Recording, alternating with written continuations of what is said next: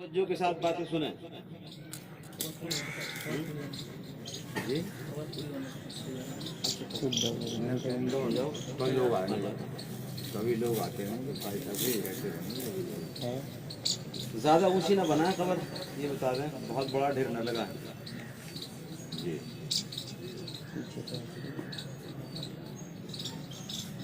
بسم اللہ الرحمن الرحیم حضور اکرم صلی اللہ تعالی علیہ وسلم کا یہ معمول تھا کہ جنازے کو دفن کرنے کے بعد آپ کچھ دیر وہاں قرآن پاک کی تلاوت فرماتے تھے۔ آپ کا ارشاد ہے کہ اس وقت ہمارے مردے کو حساب و کتاب ہونا ہے اور اس کے وقت یہ حساب کا وقت ہے، اس لیے اللہ تعالیٰ ہمارے اس پڑھنے کی برکت سے اس کی مدد فرمائے، اس لیے کچھ پڑھنا حدیث رسول صلی اللہ علیہ وسلم سے ثابت ہے۔ اس لیے تدفین کے بعد کچھ سورت کچھ آیتیں پڑھ لینا چاہیے اور اس کا بہت ثواب ہے۔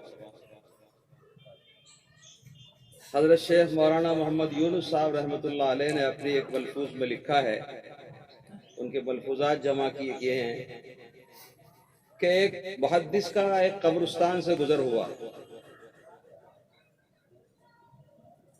وہ محدث جب قبرستان سے گزر رہے تھے تو ان کے اوپر یہ کشف ہوا کہ یہاں قبرستان کے کچھ لوگ کوئی چیز حاصل کر رہے ہیں اور ایک دوسرے سے آگے بڑھ کر لینے کی کوشش کر رہے ہیں،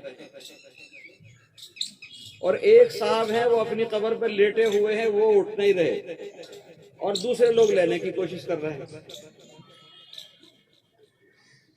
تو انہوں نے مکاشفے میں پوچھا کہ تم لوگ کیا حاصل کر رہے ہو؟ تو انہوں نے فرمایا کہ ایک بزرگ کا یہاں سے گزر ہوا تھا 1 سال پہلے، اور انہوں نے 3 مرتبہ قل هو اللہ شریف پڑھ کر ہمیں ایصال ثواب کیا تھا، ہم اس ثواب کو آج تک حاصل کر رہے ہیں، سمیٹ رہے ہیں۔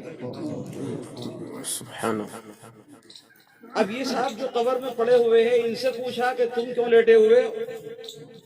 تو انہوں نے کہا کہ میرا بیٹا حافظ قرآن ہے، وہ مسلسل مجھے قرآن پاک پڑھتا ہے، لہذا مجھے اس طرح ثواب حاصل کرنے کی اس کے لیے اٹھ کے جانے کی ضرورت نہیں ہے، میری قبر میں یہی اللہ بھیج دیتے ہیں۔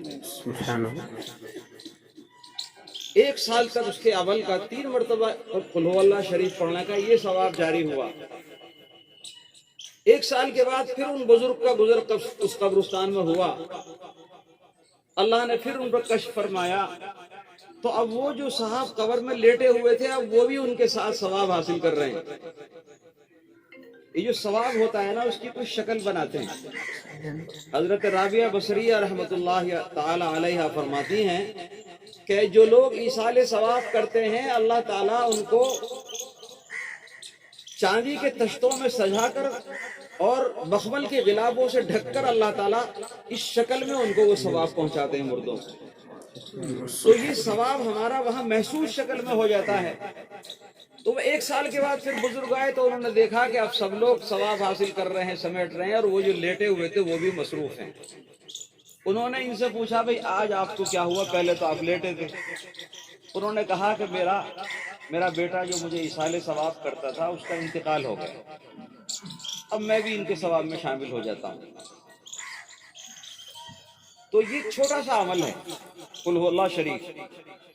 میں نے ابھی حدیث بیان کی تھی، علامہ جزری رحمۃ اللہ علیہ نے حسن حسین میں بہت ساری روایت بیان فرمائی ہیں، جن میں سے یہ روایتیں بھی ہیں کہ قل هو اللہ شریف 1/3 قرآن ہے، 3 دفعہ پڑھو گے تو 1 قرآن کا ثواب ملے گا۔ 1 منٹ کا عمل ہے، اور ہر 5 نماز کے بعد اللہ نماز کی برکت سے بہت سے عمل کراتے ہیں، اور نماز کے آپ عادی نہیں ہیں تو بہت سے عملوں سے محروم رہ جاتے ہیں۔ نمازی کے لیے 1 منٹ کا عمل آسان ہے، اور جو نماز نہیں پڑھتا اس کے لیے مشکل ہے۔ اس لیے پہلے عہد کرو آج اس قبرستان میں کہ آج کے بعد 5 وقت کی نماز پڑھیں گے، نماز نہیں چھوٹے گی۔ اگر کسی وجہ سے ہماری جماعت چھوٹ جائے گی تو نماز نہیں چھوڑیں گے۔ اچھا، مسجد میں پڑھنے کا یہ فائدہ ہے کہ نوافل اور سنتوں کی توفیق ہوتی ہے۔ اور گھر میں پڑھنے کا نقصان یہ ہے کہ نوافل اور سنتوں سے محروم ہو جاتا ہے. گھر میں تو جلدی جلدی کرتا ہے. اس لیے مسجد میں نماز پڑھنے کا اہتمام کرو، الا یہ کہ کوئی عذر ہو تو دوسری بات ہے. اور ہر نماز کے بعد یہ عمل کرو اور ساری امت کو اور اپنے مردوں کو پہنچاؤ. بہت چھوٹا سا عمل ہے. آج ہمارا حال یہ ہے کہ ہم اپنے بزرگوں کو بھول گئے. حدیث میں آتا ہے کہ ایک مسلمان کے دوسرے مسلمان پر کچھ حق ہیں، زندگی میں بھی اور مرنے کے بعد بھی. زندگی میں حق یہ ہے کہ بیمار ہو جائے تو اس کو دیکھنے جائے، اس کی عادت کرے، مزاج پرسی کرے، اور اگر مر جائے تو اس کے لیے دعائے مغفرت کرے. آج ہمارے سارے اکابر بزرگ وہ آج قبروں میں بہت سے منتظر ہوتے ہیں، ہمارا کوئی عزیز ہمیں پڑھ کر پہنچائے گا، ثواب پہنچائے گا، دعا کرے گا. جس کی نسلوں میں اللہ تعالیٰ نے حافظ بنائے، عالم بنائے، ان کو تو آٹومیٹک ثواب پہنچتا رہتا ہے. یہ میرے والد محترم، ان کے اتنے احسانات ہیں. انہوں نے ایسے وقت میں ہم کو پڑھایا جبکہ پڑھانے کا احوال نہیں تھے، نہ مالی حالات تھے نہ گھریلو حالات تھے، لیکن انہوں نے پڑھایا. آج ان کے خاندان میں سب سے پہلے انہوں نے مجھے حافظ بنایا، اور ہم 4 بھائیوں میں 3 حافظ ہیں، ایک نہیں بن سکا.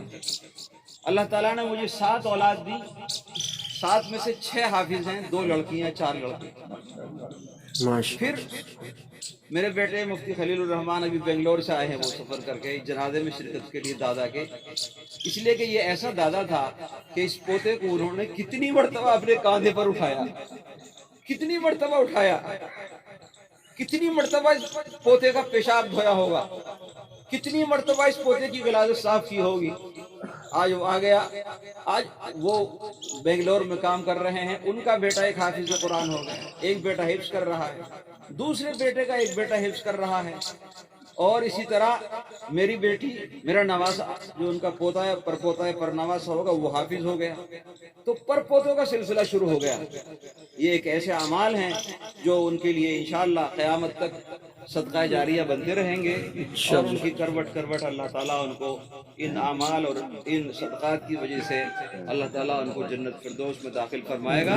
لیکن آپ سب حضرات دعا درخواست ہے کہ آپ میرے ماں باپ کے لیے بھی اور اپنے ماں باپ کے لیے بھی اور ساری امت کے لیے ایصال ثواب کرنے کا عمل بنا لیں.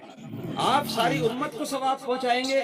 امت میں اللہ تعالیٰ ایسے افراد پیدا کریں گے کہ وہ مرنے کے بعد آپ کا خیال کریں گے.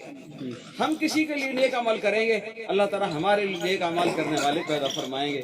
اب بھی آپ 3 مرتبہ قل هو اللہ شریف پڑھ لیجئے. تقریر کا موقع نہیں ہے، آہستہ سے، اور پھر ایصال ثواب کر لیتے ہیں. پہلے درود شریف پڑھیں، پھر 3 مرتبہ قل هو اللہ شریف.